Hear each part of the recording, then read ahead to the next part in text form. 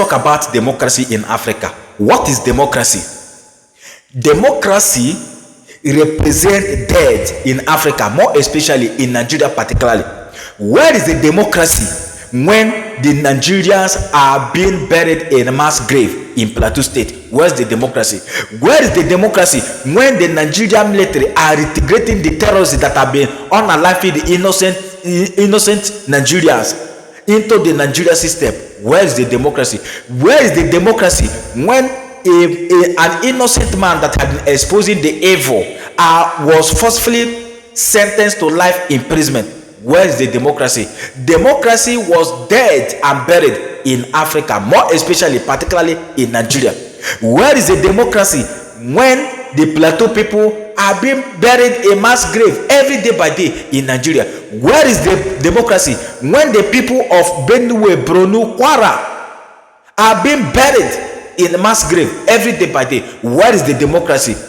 After listening to the message of this Burkina Faso Prime Minister, I come in conclusion that democracy represents death in Africa. Democracy represents impunity in Africa. Democracy represents graveyard in Africa. Democracy represents corruption in Africa. Democracy died completely in Africa. Because if truly that there is democracy, why is it that what is happening in Nigeria are still happening and there's no way to put an end to it? Democracy arrived in Africa and died completely and buried in Nigeria. Without being waste much of your time, let's listen to this great message of redemption. I bet you will shed tears after listening to this message. What are you waiting for? Let's watch it in full. Don't go anywhere. Many of you know that I was born in this country, but I grew up in Nigeria. And in 2014, I remember when 300 schoolgirls were stolen from their school by Islamic extremism, and they did not return. Only a few returned. I know that that terror is all around the world. And I remember on October 7th, I saw that same terror, the stealing of children, the murder, the massacre of young people at a music festival. We know what this is, and we should not pretend. There are many people who are afraid to call it what it is. There are many people who are afraid to call it out. I am not afraid. We do need to stand against extremism. We do need to stand against Islamic extremism. But Tinubu approved for Nnamdi Kanu to be killed. So anybody like Peter Obi, any delegitimized governor, associating themselves with Tinubu or with Nigerian politics, they are the one that hung. They killed Nnamdi Kanu. After at least 7 Christians were murdered in the night in Nigeria, police came out and they denied the fact that as there was a burial going on, that Fulani came and attacked those villages. They declared that there was peace. They declared that there was nothing happening as the burial was going on. They made it as if the Christians were completely lying about how the Fulani terrorists had been killing and attacking their villages. And what I want people to see is not a plea for charity in the form of sovereignty. It is a fight to reclaim our sovereignty. And from this perspective, my remarks revolve around 2 cliches that need to be clarified. Because we observe that through speeches and even the human rights issues that are raised, there are strategic plans to assassinate our leaders that are underway. And when I speak of a strategic plan to assassinate leaders, I need to be precise in my words so that everyone can understand. From the moment we talk about democracy, it is said that the AES countries must return to democracy. They must return to holding elections. What kind of democracy are we talking about?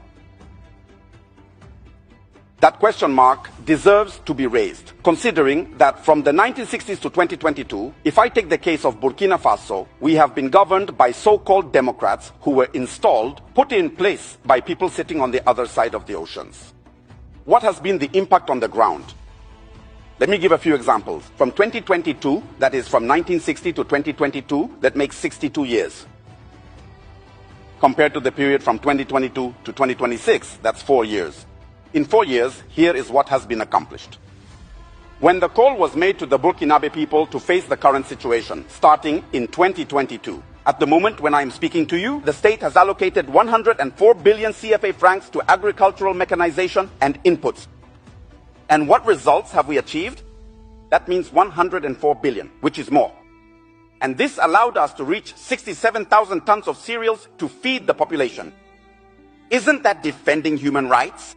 If you have an accident right now and go to the hospital, you could die because we can't get a scan done.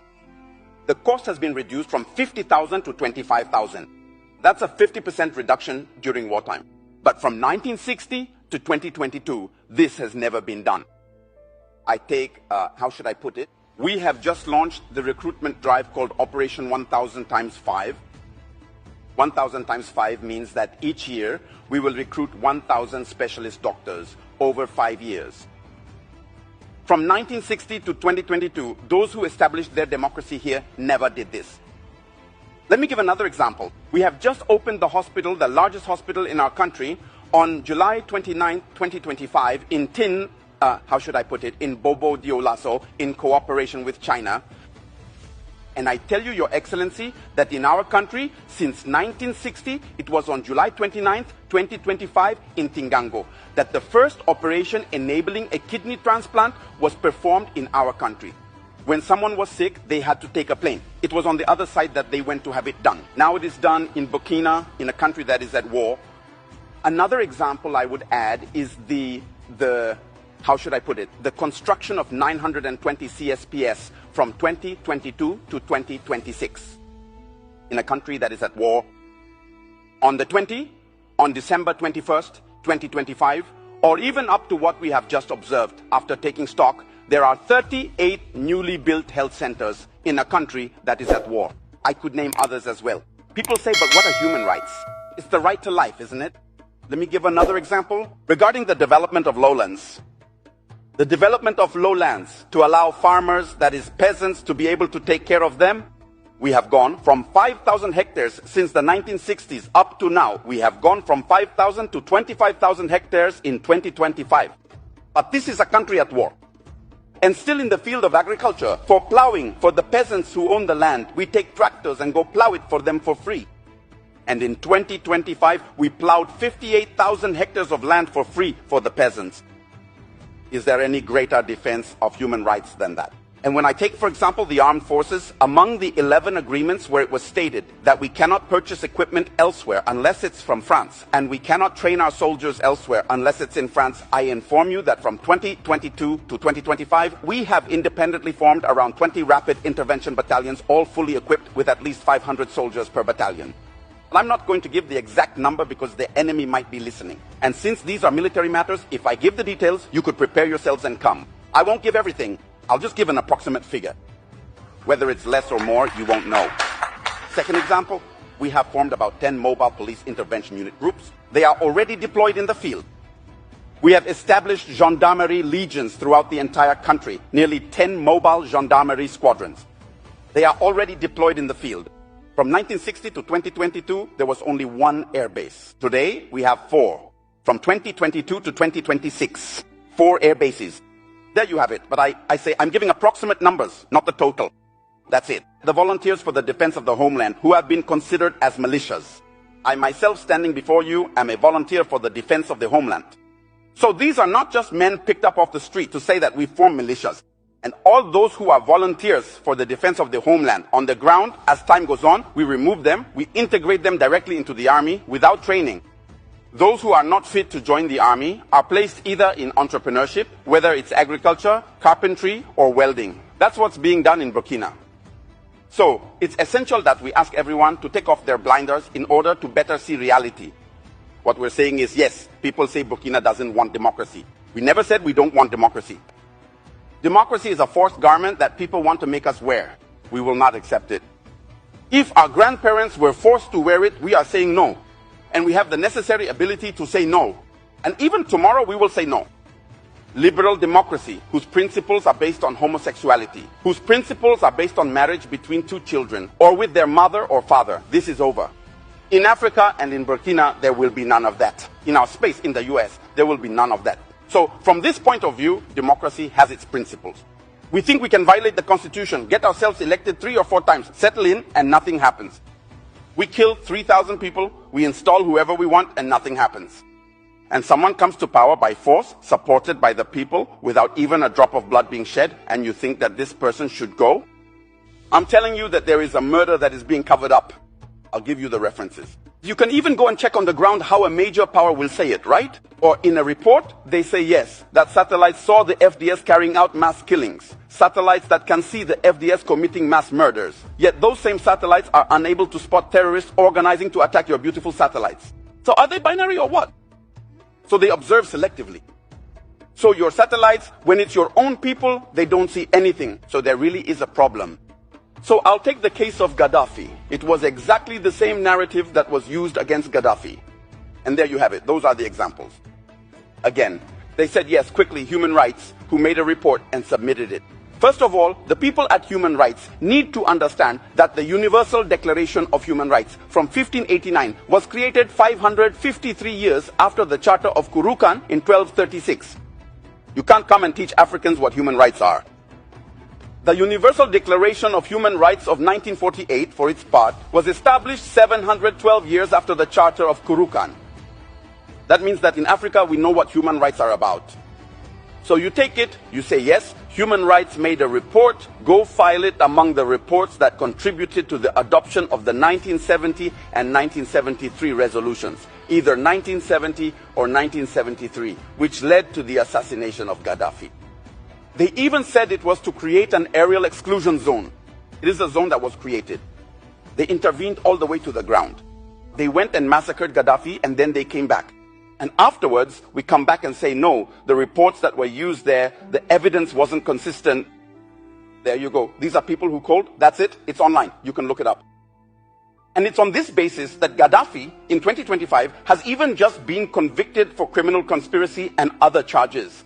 That means that the leaders of Human Rights Watch should also be held accountable as criminals. Criminal conspiracy, that's what it means. So, finishing up these examples. I say that Burkina Faso, within the ARS, we are committed not against a people, not against a person, not against a group. But if a group stands in the way of our interests, we will defend ourselves. That needs to be clear. We are committed to reclaiming our sovereignty.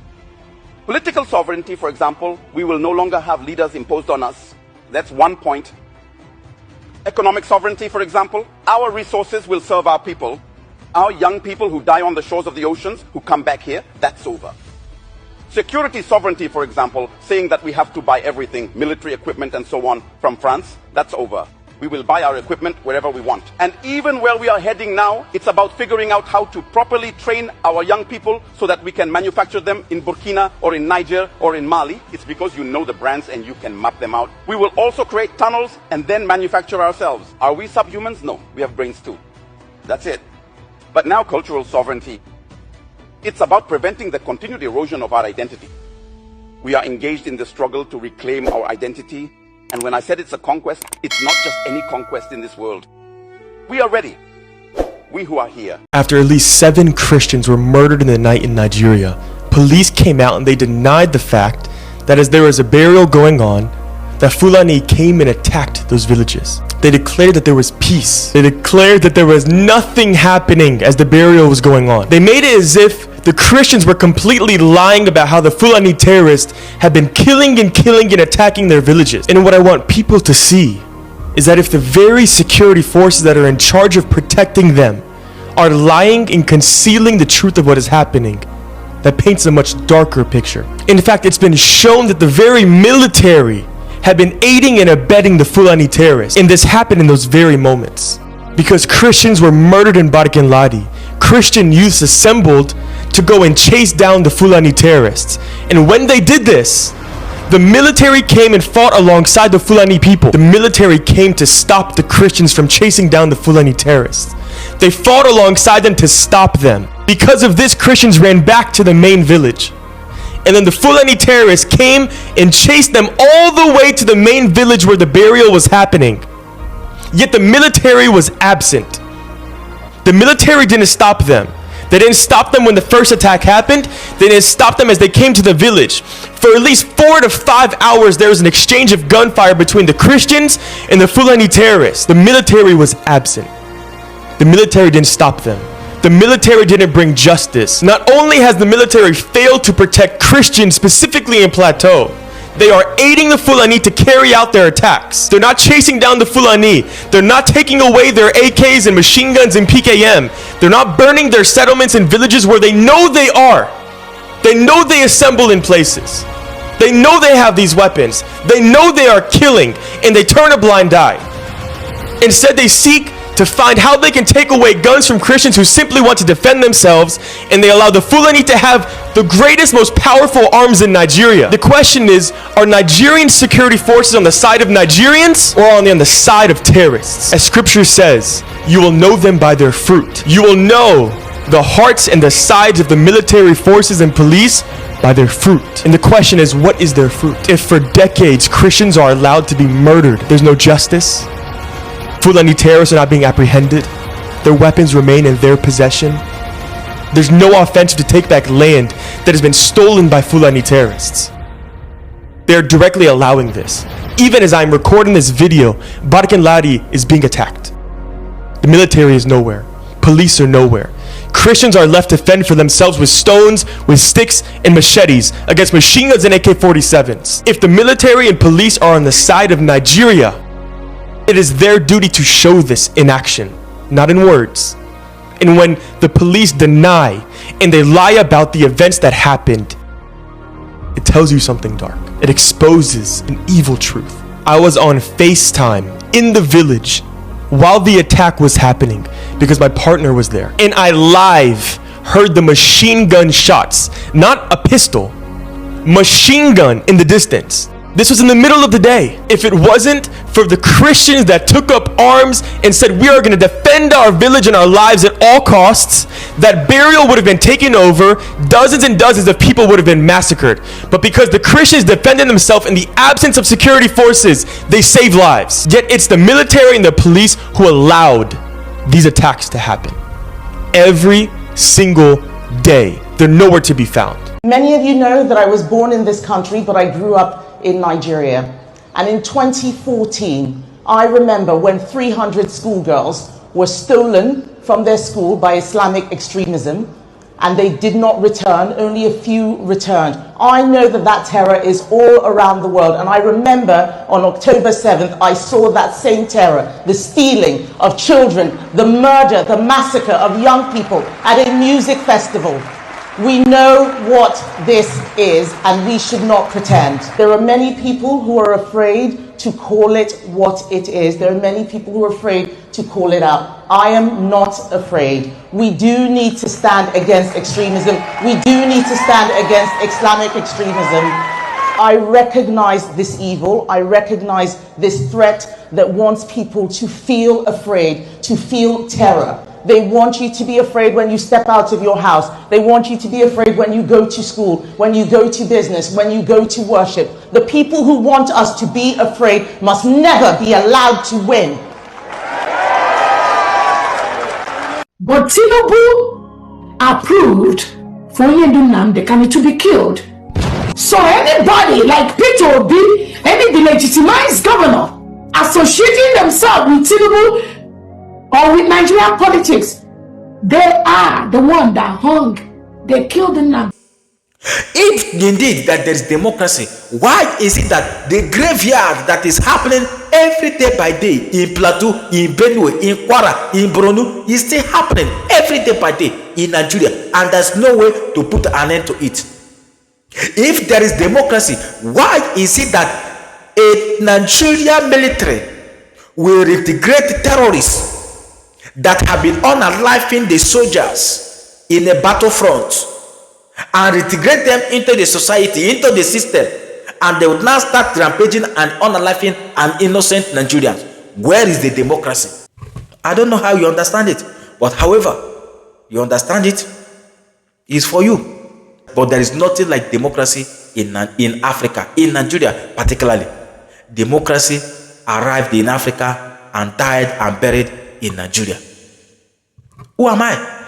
I'm only a messenger, If you love what I do here in this Global Love Channel TV, please don't hesitate to touch and have a subscribe button, like and click the notification bell, so that whenever we upload a new video like this, you'll be the first person to be notified. And the thing that we are going to do more, because together we shall save life together. Africa must be great again. Till next time, see you in my next video. Bye for now. Thank you.